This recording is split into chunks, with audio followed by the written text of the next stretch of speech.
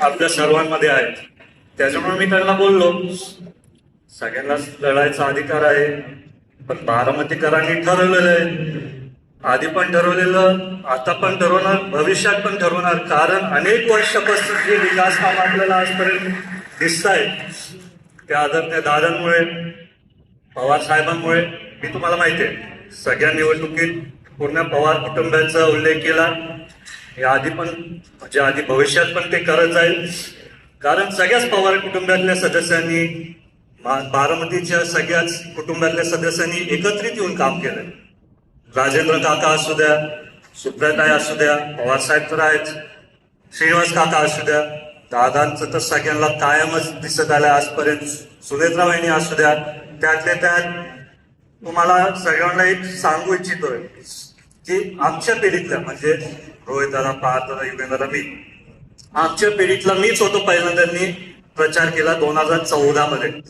तेव्हा बाकीचं कोणीही नव्हतं. त्या काळात पण खूप छोटं होतं. दादांना कधी वाटलंच नव्हतं की मी एवढं चांगलं भाषण देईल. त्याच्यामुळे दुर्दैव आहे की हे पण मला मनात कुठेतरी चांगलं वाटतं की दादांनी जेव्हा तो उल्लेख केला, हसत उल्लेख केला की माझ्या चिरंजीला भाषण देता येतं. माझा मुद्दा काय की पवार कुटुंबातले सदस्य कधी आधी आलेत, नंतर मध्ये आलेत, तशी एक गेले. पण बारामतीची मी आधीपासून बघितले, 2014 पासून जे दादांचे कष्ट बघितले, तो बदल मी बघितला. विद्या प्रतिष्ठान असू द्या, MIDC असू द्या, आताच कोणतरी बोललो जिरायत बागेतला शब्द दादांनी केला ना, तो शब्द काढून टाकला. दादाचं कर्तव्य, दादांचं कामाची पद्धत. आज पण जेव्हा मी सगळ्या शेती बघत होतो, तिथं नुकसान झालं, तेच 15 वर्ष सगळेच तिथं दादांची आठवण का आली, कारण मला कोणीतरी सांगितलं की दादा असते तर रात्रीच्या रात्री सगळे अधिकारी तिथं पोहोचले असते. मी त्यांना बोललो,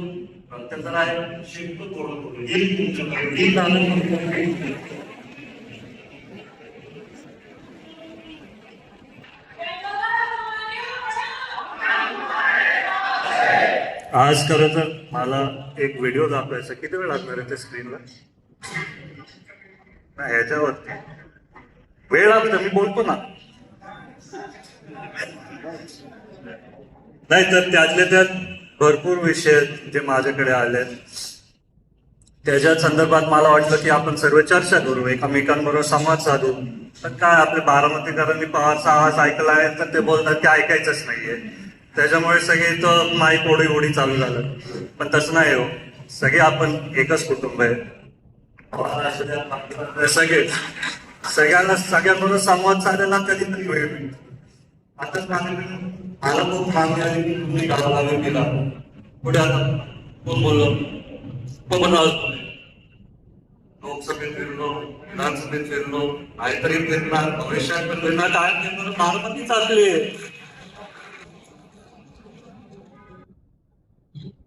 विकास कामं तर मी आधी बघितली, आचारसंहिता चालू आहेत म्हणून मी जास्त बोलू नाही शकत. पण भरपूर कामांचे योग्य पद्धतीने चालू आहेत, निधी तिथं चालू आहे. आणि जेव्हा मी एवढा मोठा गट्टा बघितला, आणि तो दादांनी त्यांच्या काळात सगळे कामं नियोजन करून ते दुर्दैवाने आपल्याला सोडून गेले. पण दादांचं बारामतीचं संपूर्ण स्वप्न पूर्ण करायला मला तुमच्या सर्वांची खूप गरज आहे. कारण इथं MIDC आपल्याला वाढवायची आहे. दादा असताना मीच त्यांना एक सूचना दिली की दादा, कंपनीज आहेत पण आपल्याला थोडं वाढवायला पाहिजे. त्याच्यानंतर आम्ही काही लोकांशी बोललो, ते पण तिथं तयार झाले. मग त्याच्यानंतर 28 जानेवारी 2026 आपल्या सर्वांसाठी एक काळा दिवस. त्या दिवशी मला तर अजूनही विश्वास होत नाही. मला कधीतरी वाटतं की दादा दौऱ्यांवरनं परत येतील, कधीतरी वाटतं दादांचा फोन येईल. पण तुम्हा सर्वांना भेटून दादा तुमच्या सर्वांमध्ये मला दिसतात.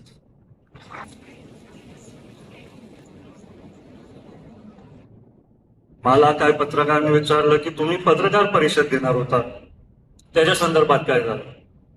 मला तुम्हाला सांगायचं कारण तुम्ही माझे कुटुंब आहे.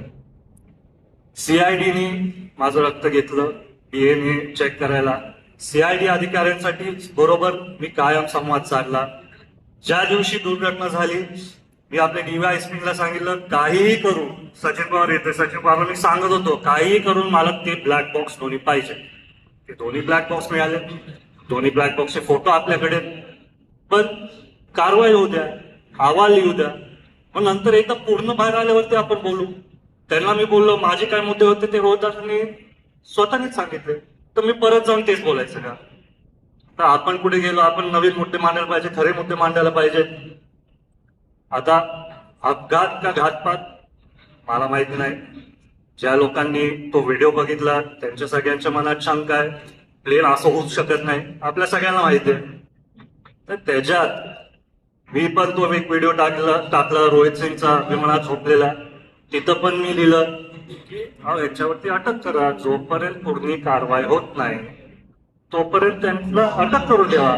तुम्हाला माहितीये जर एक बिल्डिंग पडली नाहीतर बिल्डिंग मधला स्लॅब पडला तर तिथल्या काम करायला नाही तर इंजिनियर नाही उचलत, डायरेक्ट मालकांना उचलतात.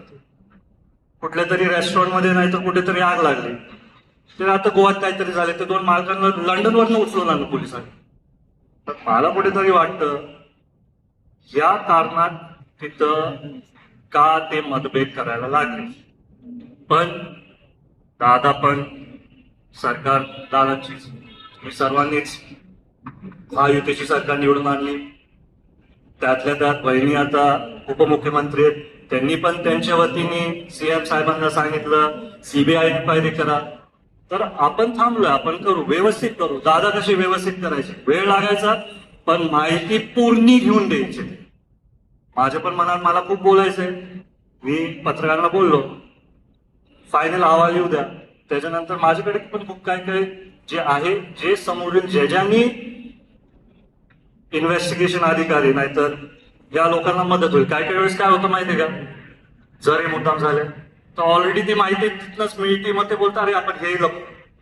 आता 26/11 मध्ये काय झालं ते तिकडे आतमध्ये टेररिस्ट बोलतायत, कारण का हे आपले पत्रकार सांगाय बघा इथनं हे घुसले तिथनं ते घुसले. त्याच्यानी सगळे तपास यंत्रणांना धक्का बसतो.